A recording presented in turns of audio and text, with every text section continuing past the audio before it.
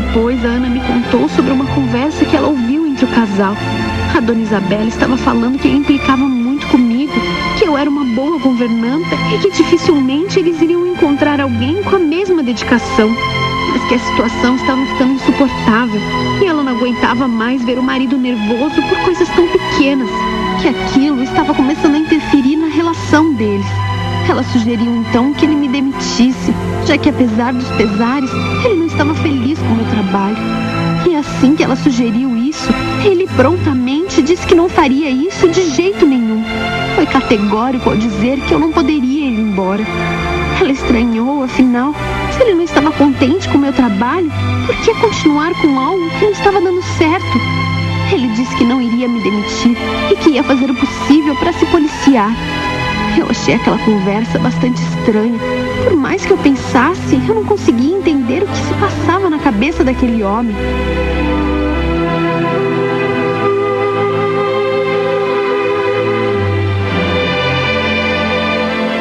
Eu tentava ser o mais prestativa que podia. A cada dia que se passava, eu me empenhava mais, sempre mantendo a discrição. De uma hora para outra, assim como um passe de mágica, o meu patrão parou de implicar comigo. Era uma mudança brutal.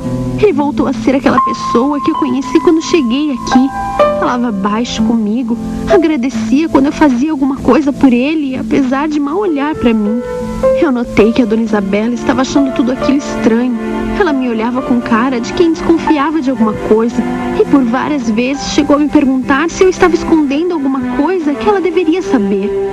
Eu não sabia do que ela estava falando, não havia nada para esconder.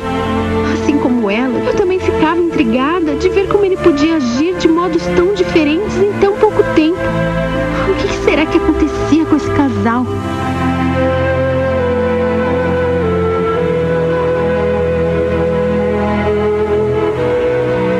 Por mais que estejamos perto de uma pessoa, a gente nunca conhece o outro por completo. E era isso que eu pensava. Um dia recebi um homem distinto. A dona Isabela estava esperando por ele na sala. Levei o homem até ela e me retirei a pedido dela, que disse que não queria ser interrompida e me pediu com antecedência que não comentasse nada com o marido dela sobre a presença daquele homem em casa. Eu achei aquilo muito estranho, mas a mim não cabia fazer nenhum julgamento. Eu jamais desconfiaria que aquele homem era um detetive e que ela estava contratando os serviços dele para que ele investigasse a minha vida.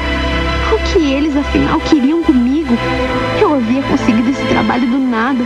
Foi como uma bênção que caiu do céu. Mas até então eu não me questionava sobre isso. Não havia nada de errado, nem nada me fazia pensar que pudesse haver ali alguma coisa a mais.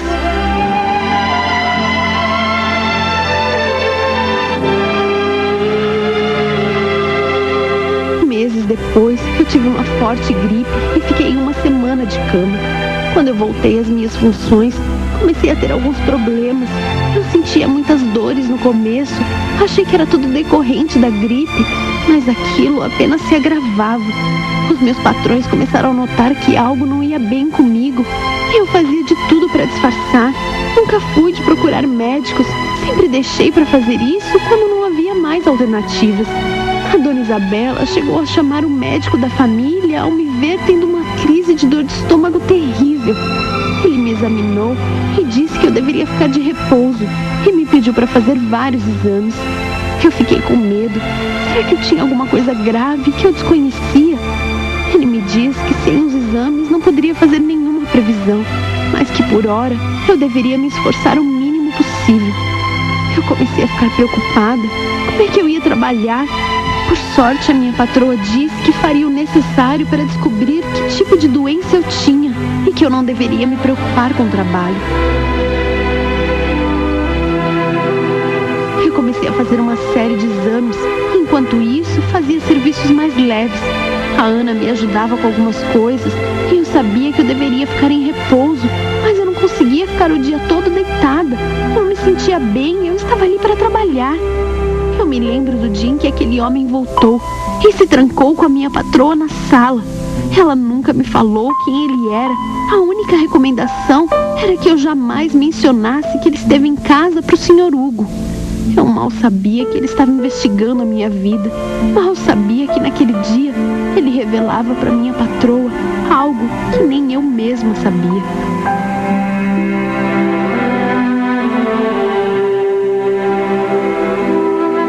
Com o passar do tempo, eu fui piorando. Eu sentia muitas dores e o médico me disse que eu estava com um grave problema renal e que não havia solução para o meu caso a não ser um transplante. Eu não queria que eles soubessem, pois no fundo eu tinha medo de ser mandada embora.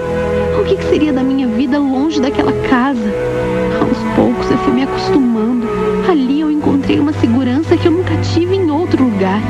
Eu não podia nem pensar o que seria perder isso agora.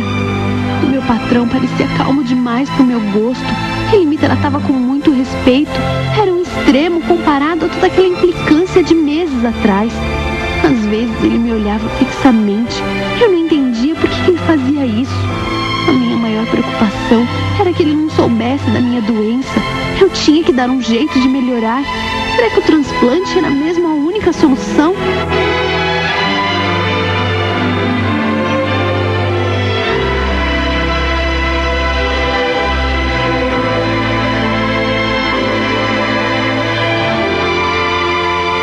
Eu pensei que poderia omitir a minha condição por algum tempo, mas a doença foi ficando mais forte e eu vim parar no hospital. Entrei na fila do transplante, mas parecia não haver ninguém compatível comigo. O médico chegou a me dizer que a gente precisava tomar uma atitude rapidamente, senão o pior iria acontecer. Foi então que apareceu um doador. Eu fiz de tudo para saber quem era, mas eles não queriam me informar. Diziam que isso era sigilo absoluto.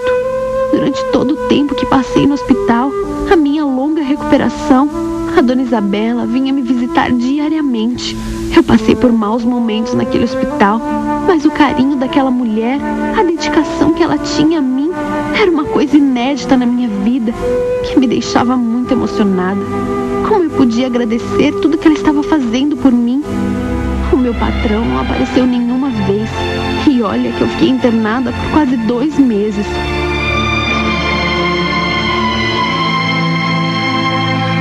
Eu sei que graças a Deus eu acabei me recuperando. Voltei ao meu trabalho e tudo voltou a ser como era. Tempos depois, a minha patroa me chamou para uma conversa.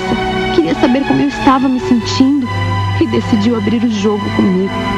Ela chorava, dizia que estava emocionada e não sabia se estava fazendo bem em me contar a verdade, mas que ela não podia mais viver com aquilo só para ela. Ela me falou que quem foi o doador do meu transplante foi o Sr. Hugo, o marido dela. Na hora eu tive um choque. Como ele pôde fazer uma coisa dessas por mim? Por que ele não me falou nada?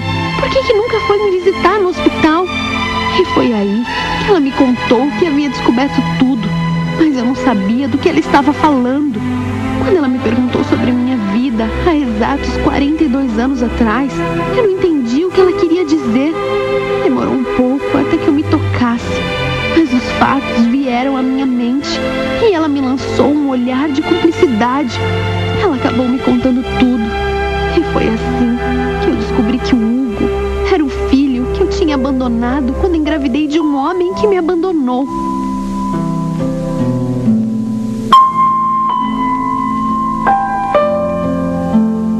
Hoje, apesar de saber que ele é o meu filho, o fruto do meu maior arrependimento, eu tenho que fingir que não sei de nada. Às vezes eu quero abraçar o meu filho, pedir perdão pelo que fiz, mas sei que ele jamais me perdoou. Eu vim parar nessa casa porque ele quis. E eu não posso dizer que sei de tudo e nem agradecer por tudo que ele fez por mim. A vida me reservou essa ironia do destino. Eu nunca pensei que fosse um dia reencontrar o meu filho. Vivi arrependida e assombrada por essa culpa durante anos, mas eu tinha que seguir a minha vida. Hoje eu sei que o meu único refúgio é o silêncio, e por isso eu sofro. Se eu pudesse agradecer, se eu pudesse ao menos pedir perdão.